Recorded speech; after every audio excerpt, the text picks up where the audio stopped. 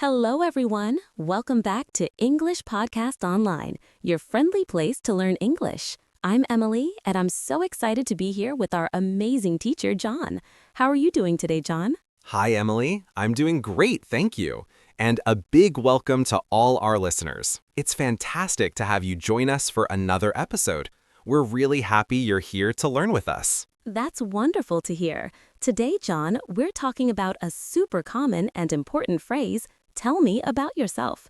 It sounds simple, but it can be tricky for beginners, can't it? Absolutely, Emily. It's one of the first things people ask you when you meet them, especially in a new country like the USA. It's not a test, it's an invitation to share a little bit about who you are. Don't worry, we're going to make it easy and fun to answer. Think of it as opening a small, friendly door to a new conversation. It's how people start to get to know you, to build a connection. It's a very natural part of conversation. That's a great way to put it, a friendly door. So, John, when someone says, tell me about yourself, what's the very first thing we should think about saying? Like, what's most important to share, especially if you're feeling a little nervous about speaking English? Well, Emily, the most important things are usually your name, where you're from, and what you do. These are like the basic building blocks, the core information.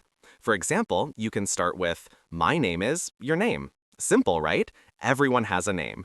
Then you can add, I'm from, your country. Or if you live here now, I live in your city or state. This helps people know a little about your background, your roots. Like me, I could say, my name is John, I'm from New York, I live in a small town nearby.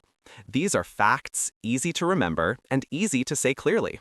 Practice these simple sentences. Okay, name, origin, and current location. Got it. So after that, what about what we do? Like our job or if we're a student? That's also a big part of who someone is, right? Exactly, that's the next natural step. You can say, I'm a student, or I work as your job. For example, I'm a student at City College, or I work as an engineer at a company. Keep it short and clear.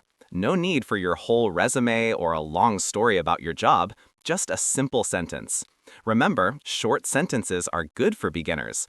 They help you speak clearly and confidently, and it helps the other person understand you easily.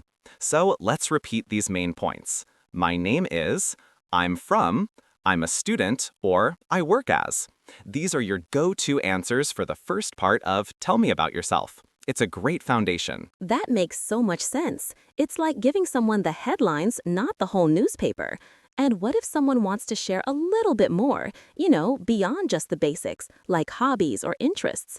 This is where people can show a bit of their unique personality, I think. Great question, Emily. After the basics, you can definitely add a hobby or an interest.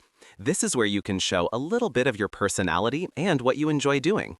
You can say, I like to, your hobby, or in my free time, I enjoy, your activity. For example, I like to read books, or in my free time, I enjoy cooking.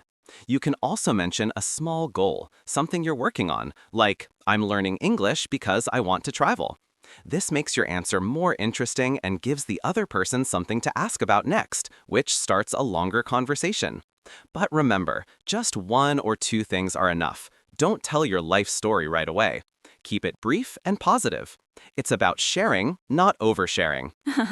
No life story, got it. So, John, could you give us some really helpful, simple phrases that our listeners can use right away when they want to talk about themselves? These power phrases can make a big difference for beginners. Of course, let's get some key phrases ready, the vocabulary for introductions.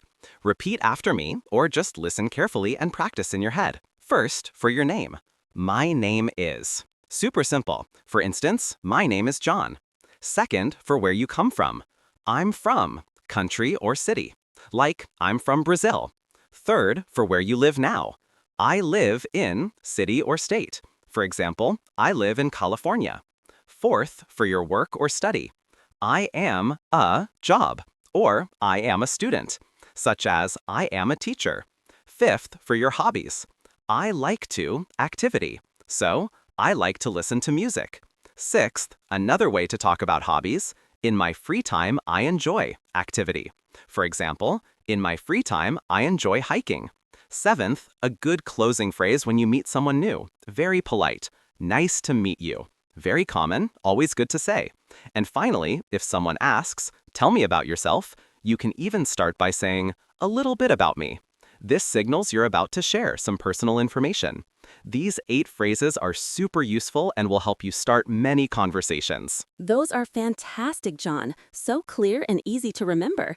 I can already imagine our listeners practicing them. Now, can we try a quick practice conversation? Let's say I just met you and I ask, tell me about yourself. How would you answer? Short and sweet for our beginner listeners? Okay, Emily, I'm ready. If you ask me, tell me about yourself, I would say, hi, Emily, nice to meet you. My name is John, I'm from New York, and I'm an English teacher. In my free time, I really enjoy playing guitar and reading sci-fi books. See, short, friendly, and to the point, plus a little extra about my interests. Your turn. Imagine someone asks you. Okay, I'll try. Hi, my name is Emily. I'm from the USA, and I'm a student. I love to watch movies, and I also enjoy cooking new recipes. How was that? Perfect, Emily. Excellent. You gave good information. It was clear. You sounded confident. Listeners, you can do this too. Practice saying your own answers out loud. It really helps to hear your own voice. It makes you feel more comfortable and ready for a real conversation. That's great advice, Emily. What other practical tips do you have for our listeners to feel more confident with this question? How can they prepare so they're not caught off guard? Well, it's practice. Write down your answers first. Just a few simple sentences, maybe 3 to 5. Then say them out loud. Practice in front of a mirror or with a friend, or even record yourself. Keep it positive. Focus on what you can say, not what you can't. And remember, it's okay to start small. You don't need to be perfect. The goal is to communicate, to connect with someone, and always, always smile.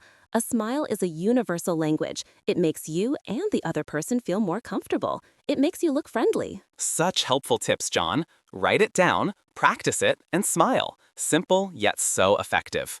So, for our listeners just starting out, what's your final piece of encouragement today? What should they remember above all? My final advice is this: don't be afraid to make mistakes. Everyone makes mistakes, even native speakers.